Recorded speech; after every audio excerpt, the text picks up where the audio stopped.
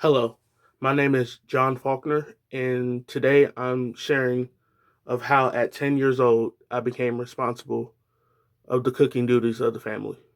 Now I know what you're saying. What horribly went wrong for you at 10 years old that your own parents made you the go-to person for the cooking duties? Glad. Well, to start off this story, since my mother was a teacher working in LA from maybe she didn't get off work until 3:30 p.m. and she had teacher meetings that lasted another 2 hours, so she didn't really get off till like 5:30. So eventually she made the cooking responsibilities to my brother, which mind you, he was 18 years old when this happened. So mind you, while he was making the food, I'm seeing great things go along. The ground beef being cooked very well. After he cooked the ground beef, he throw the seasonings on there. He dumped out the oil like you're supposed to, and then the sauce was very rich, very thick, like it's supposed to. It actually tastes good.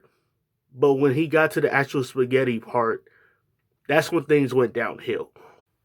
Instead of pouring out the noodles with the water like you're supposed to in the drain, he leaves he leaves the spaghetti in the water, ladies and gentlemen.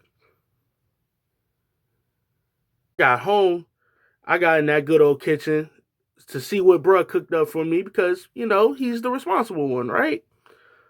And then my face was disappointed to say the least. Now, mind you, I was with my friends outside playing basketball until sunset. So while this whole time me being outside, the spaghetti has been in the water for at least 2 hours and some change. As I went to pick up the pasta fork and lifted up the noodles like you're supposed to, dump it on your plate, and then you add the spaghetti sauce on top of it, then you can do whatever you want with it. I felt this big old blob of just water, gooiness with the starch, and then it was all in the one. It was gross. I immediately lost my appetite after that. Yeah, I ate a peanut butter and jelly sandwich, that to say the least. So that was at least decent. Um, yeah, horrible experience. So, how did this experience affect it, change, and help me? Well, my parents cussed my brother out. That's the only positive that came out of it. At least in my end, it did. My mother was so mad at him. By the time she got home around 10 o'clock, she had to redo. She had to go to the store. Sorry, get the noodles and told me to recook them.